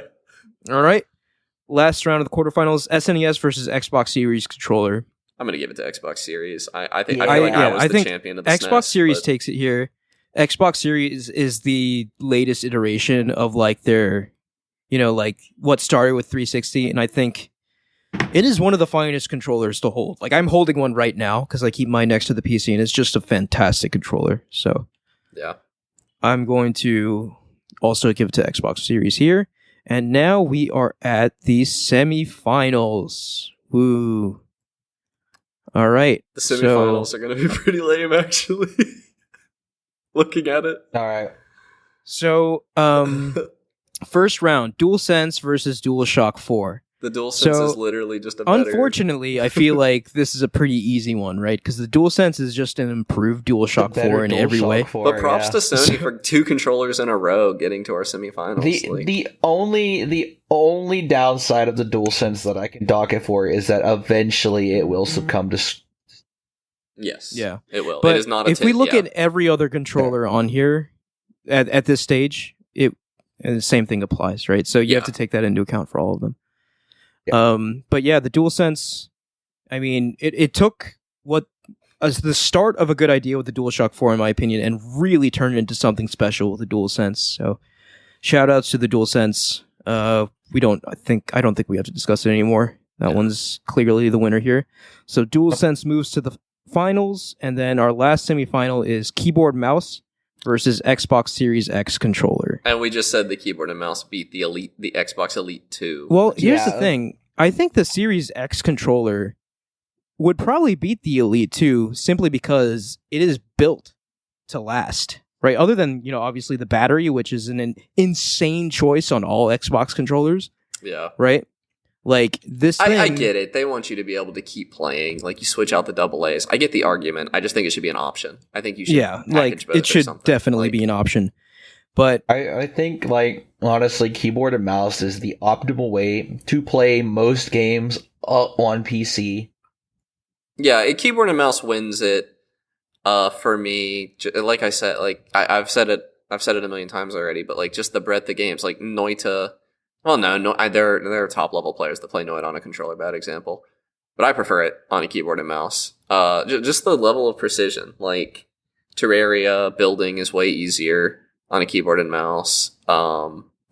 Just any high cursor usage game. Inventories are always better on a keyboard and mouse. There is no inventory system that works better on a controller than it would work on a keyboard and mouse. Just aiming. Yeah. It's better. There's so much choice. I guess this is maybe, we haven't really gone into this, but there's so much choice. There are mice that have extra buttons on them for customizability.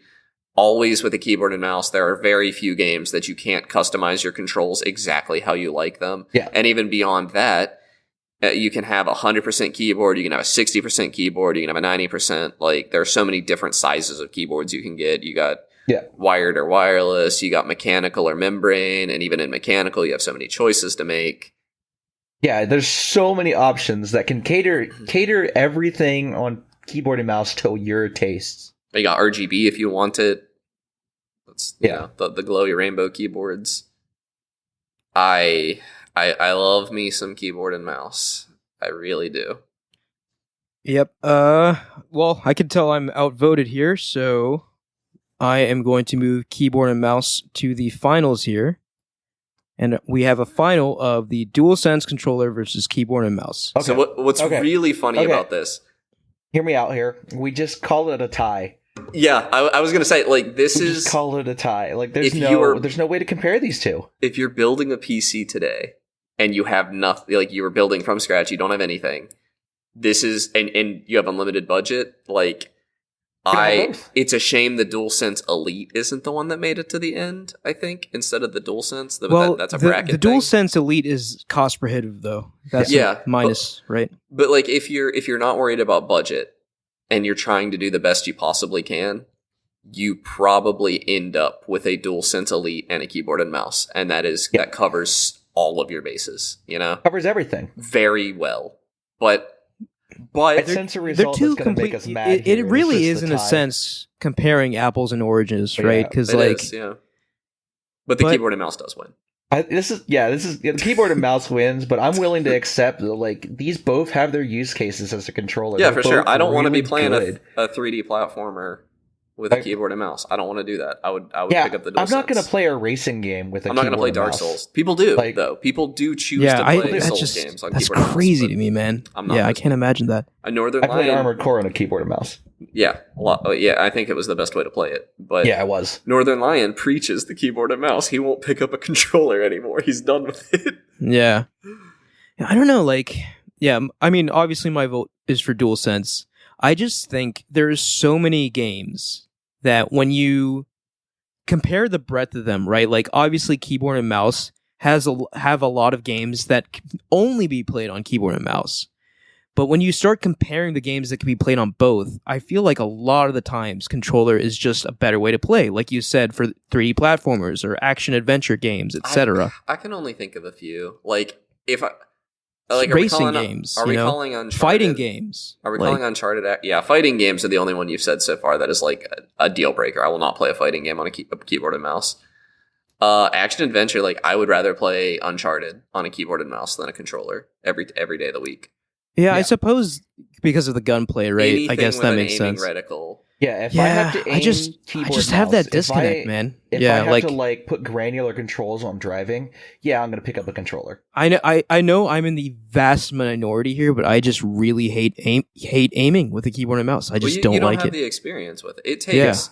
So when I first switched to PC, I didn't like it either because there is no, like, if you have the muscle memory on controller and you switch to a PC or to a keyboard and mouse, it's going to be extremely frustrating. It's the same reason a lot of people don't like the Steam controller, is because you do not take any muscle memory with you. You are learning from scratch. And that's very frustrating. But once you relearn it, it is a superior experience. It's just, it is. So yeah, I mean, like, obviously, I can concede that for sure. Like, I recognize that it is the superior experience for shooting. Right? Yes, for shooting. But like when you think strategy. of things like racing, right? Like, would you play a racing game on a keyboard and mouse versus a controller? No. Would you play something like Mario Party? Yes. On a keyboard and mouse versus a controller? Yeah, I would. Yes.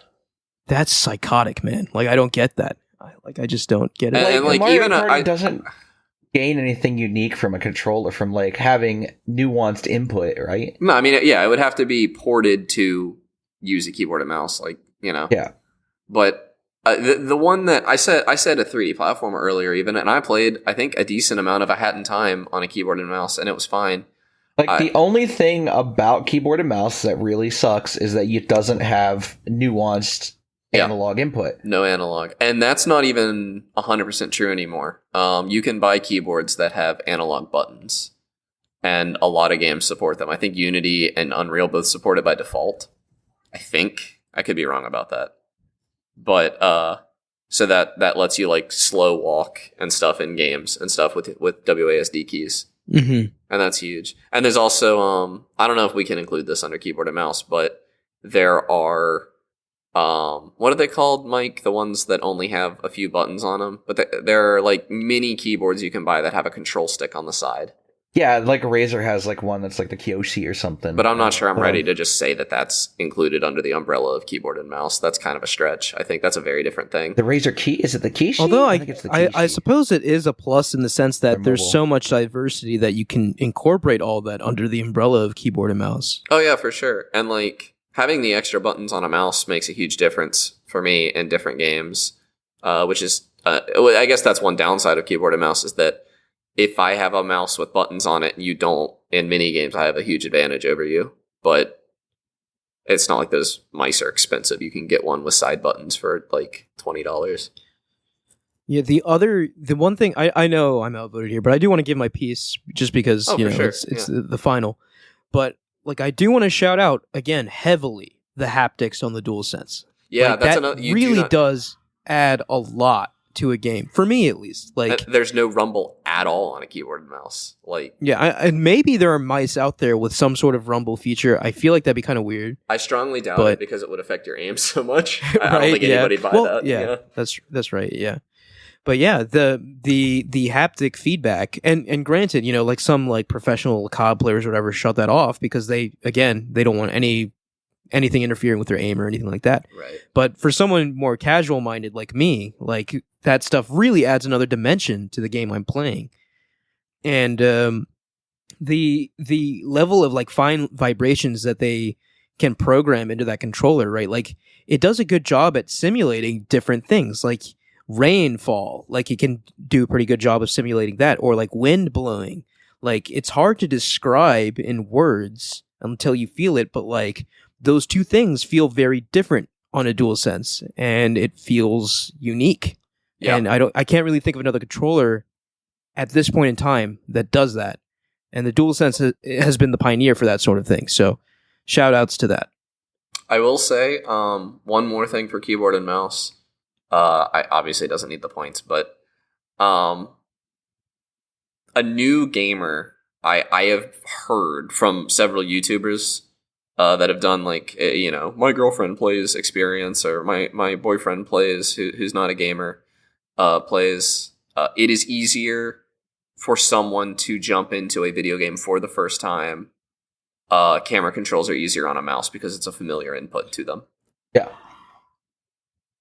Which is interesting. That's fair. Yeah. I have seen a lot of people struggle with like the moving around and looking for the first time. Yeah, and I don't think that problem exists as much on PC because it's distinct. not two sticks. It's buttons and mouse. So it's not like, I don't know.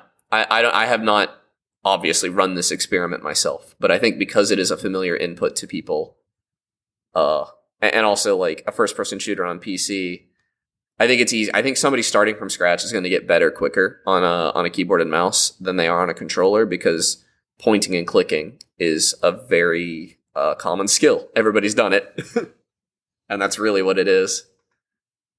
So I don't know, just interesting thought. Yeah. I don't think it really gives it points either way. No, I think it was a good discussion, and I do think, despite my opinion, I do think these two belong in the final, and that keyboard and mouse probably deserves to win just because of its ubiquity.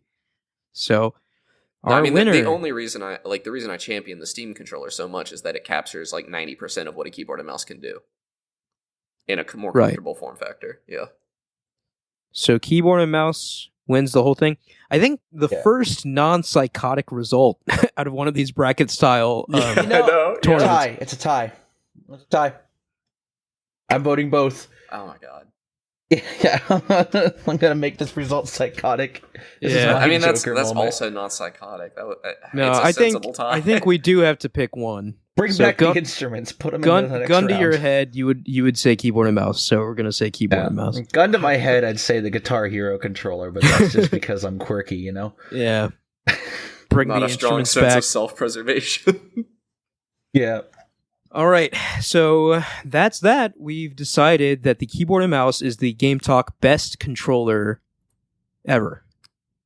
So, and look forward to the best console ever, also decided by the Game Talk podcast, which also has a very sane result. Look forward to that. Oh, God. I hated that one. Yeah, me too. I hate that. I hated that. For me. That was all right. Our worst episode. Okay. To avoid spoiling it's anything. Not our worst episode. No, it was a really fun episode. Yeah, I had a lot of fun doing it. It's fun in the way. All right. No. Let's stop talking about it. Okay. So what have we been playing? Games. I haven't. I have not. I don't think. I'm gonna have to look at my Steam. Oh no! You know what? I tried out the Sonic Frontiers update. It's boring.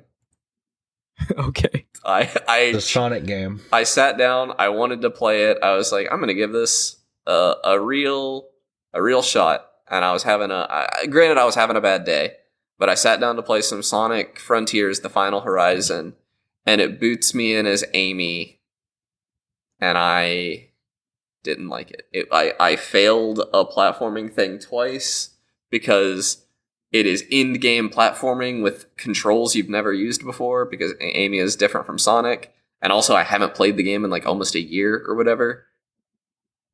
It's fine. I don't feel good judging it as a product, but I was bored and I turned it off, and I don't see myself returning to it. Fair. Yeah. I mean, I don't know. I don't know what they could do to really... Like, I think it was a decent game when it released, judging by the reception, but it was just too long. Like weirdly, like usually Sonic games, like Sonic Generations, left me wanting more. It was too short. Sonic Frontiers is like it's like 4 islands, I think, and it's one island too long. Like the last one just feels like a rehash of the first one, but a little harder, and you're just ready for the game to be over. It's like a 10-hour game, and I was ready for it to be over in 5 or 6. Yeah. And obviously adding more to the end of it did not fix that. Yep. But I don't know. There's definitely an audience out there for it, so go enjoy your Sonic if that's what you want. Sonic has a new transformation in it, I think. I obviously didn't get that far, but I've seen people making fun of it. Oh, is it Super Sonic God or something? No, it's Super Sonic 2, I think. He just gets blue eyes. Okay. All right. Is that it? Yeah, I think that's it. That's all I got. I've been playing the new Forza game, but it's too early to say anything about it. Okay, maybe next week. I might check that out too. Maybe next week. So I've got a small thing to say, I suppose. So, and don't worry, guys. I've been doing my homework. Been playing a little Zelda, Eat your playing a little Starfield. I'm considering Zelda and Starfield homework, which is hilarious. No, I mean, obviously, I'm enjoying my time with all of that. Yeah. But the new thing I want to talk about today is Assassin's Creed Mirage. Oh, I wanted to hear about this. I did pick that up, and I put a few hours into it, and you know what? Right before I watched this show, I saw that Donkey put out a video on it, and I watched it, and he basically stole all the words right out of my mouth. So if it looks like I'm just copying that video, that's not the case. We basically just have the same opinion. You're about to spoil a Donkey video to me. Well, I mean, it's not that exciting. I know, I'm sure it's not. Yeah. But, I mean, it's fine, right? Like, so what I wanted out of this game was a game in the vein of like AC2, AC Brotherhood.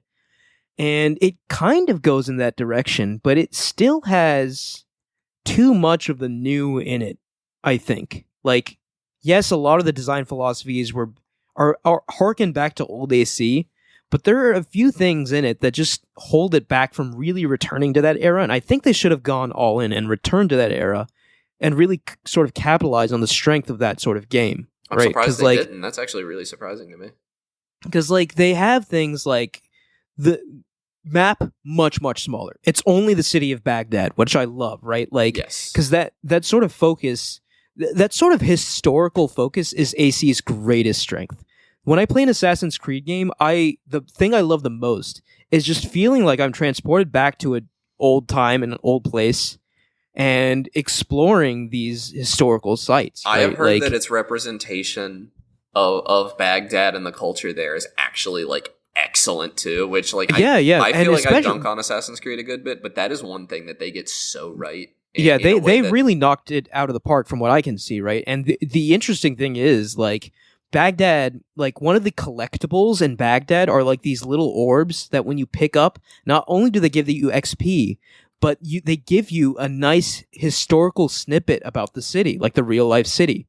So it's a really brilliant way of like teaching you more about the city and giving you like character advancement for seeking out the collectible, which I really dug that. Like, you can read, like, I mean, if you're a history nut, like, this is perfect for you, but if you're not, maybe not so much, but like you can read about like Baghdad's markets and like some of their famous sites and like famous historical figures from that period.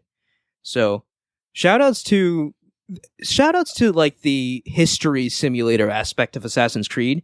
That's always been their strongest suit, and it is definitely this game's strongest suit. Now, where this game sort of falters, right? Like, combat really kind of meh, right? Because I think they took the same combat from the new games and just tried to, like, mash it in with the old way of fighting. Results were not great, right? Like, the combat in AC2, AC Brotherhood, way better than the combat in this game, which sucks, right? Because those are, like, 10-plus-year-old games at this point. But, like, when you hit an enemy, there's no feedback. There's no knockback or anything. They just sort of sit there like a wooden stick and like take your attack, right? Like, so like you just hit them and nothing happens, right? Like there's no visual indicator that you're doing damage to them other than their health bar going down. And it just doesn't feel fun to fight in that game, which shouldn't be the case for an Assassin's Creed game. And like the movement kind of janky too. Like you get caught on geometry a lot. A lot of times Basim, the assassin that you control in this game, he doesn't really jump to or run to where you want him to jump or run to. And this was not really a problem in older AC games, right? Yeah, like AC2, AC Brotherhood. I ran into that a lot, especially AC2.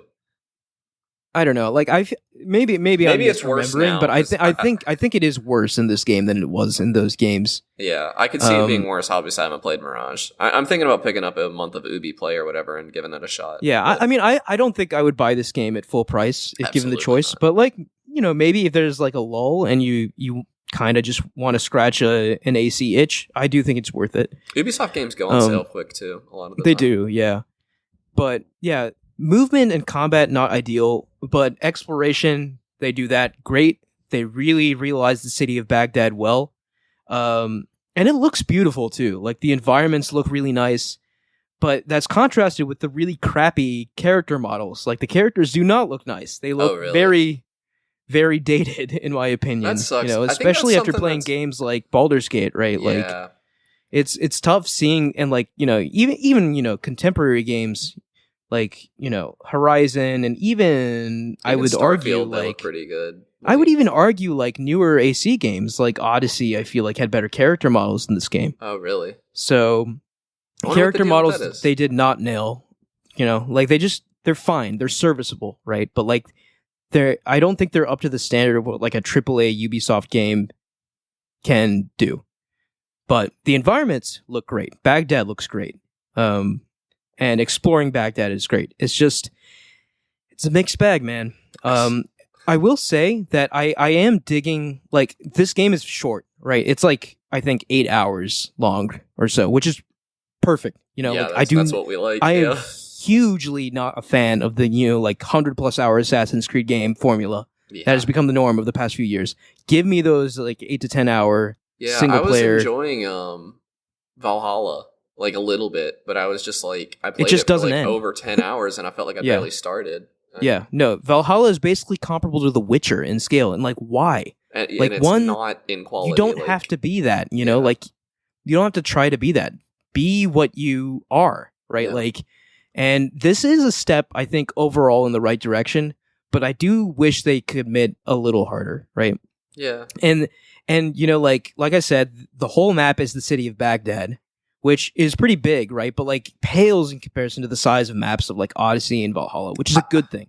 I bet it's so authentic too. Like I bet it's block. Yeah, for they block capture in a like lot of the ways. various districts of the city and like the outskirts of the city really well. And it again, I can't stress enough. Like they capture Baghdad brilliantly, and it looks great, and it feels great to explore. And like the structure of the game is that like they're all structured around assassinations, which again, back to the old school sort of approach. I like that, right? Like you sort of investigate, almost Hitman-like. You investigate a target, you find out more about who they are, and then once you identify them, you have to come up with a way to lure them out so you can assassinate them. I really dig that. Is Abstergo even in these games anymore? From what I can see, there's no modern day plot anymore. Okay. Like they just, which honestly, kind of a good thing. Like I like that they just start the story off. The early modern game plots were okay, but I do agree by the with time that. Black Flag like, shows up, AC 1 through 3, I was pretty invested in the modern plot, but then it just sort of goes off the rails. Oh yeah, because Assassin's 3 also like what a weird game. Like what a bad setting for the Assassin's Creed gameplay.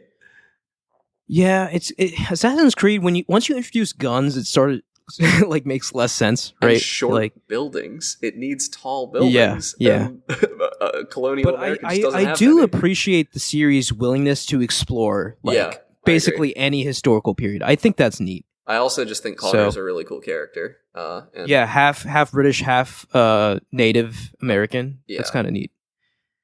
But I don't know. Assassin's Creed as a series, it has its ups and downs. It has interesting ideas.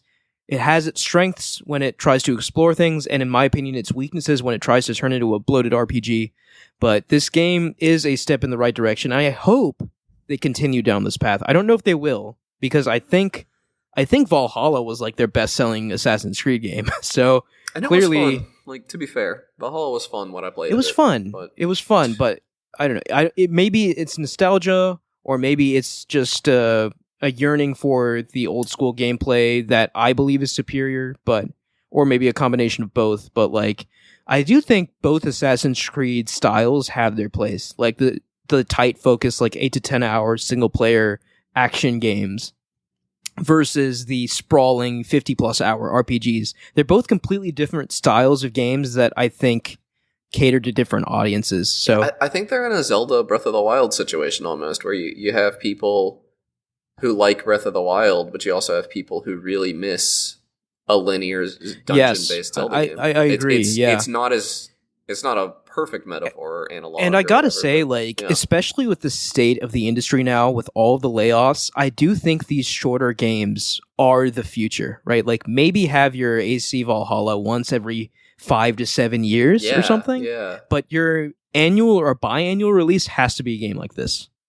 So, in that sense, I do think we'll see more of it, simply because the industry seems like it needs more of this kind of game, rather from a AAA perspective. So, Mirage, it's an okay game. It's not brilliant, but it's not terrible either. So, if you're itching for old school Assassin's Creed, this can almost get you there, but not quite. So I guess that's my final thoughts on Assassin's Creed Mirage.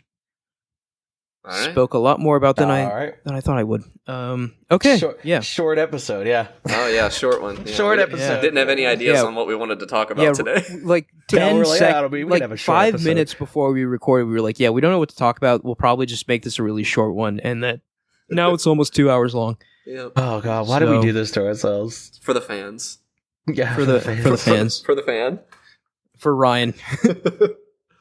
No, but this was a fun. I always enjoy the tournament face-offs. So, and we'll be doing it again for the Game of the Year discussion this year, simply because there's so many good games. It's this not year. going to be a 32 game bracket though. It's going to be bring me. No, your it'll hate be mail. closer to Send maybe me the hate 8 mail already or 16 if we're feeling bold. If we're feeling frisky, yeah. Pikmin 4 is going on there. I don't see it winning, but it's going to be on that bracket. Oh no, it totally deserves to be on there. I've played a little Pikmin 4 actually. It's pretty good, right? There's some I cannot stress to you guys how many games I'm playing a psychotic amount of games right now. You're drowning. You need to take it's just I've been playing a little Pikmin here, a little Zelda there, a little Starfield here, a little Baldur's Gate there. If you don't take a month off work to finish these games, I'm going to question your commitment to this podcast. What's up? If you don't take a month off work to finish these games, I'm going to question your commitment to the podcast. I will, at the very least. Among everything else, I want to finish Baldur's Gate and Zelda before the end of the year. Yeah, that's my Baldur's big Gate, goal here. Same. I want to finish Baldur's Gate. That's such a long game, though. That's ambitious, but I've sort of accepted the fact. Gate. I think it's over. I've sort of accepted the fact that Starfield is something I'm just going to play on and off for the following years to come, and just enjoy the updates as they come. That's how it's made to be played. I think so. Yeah.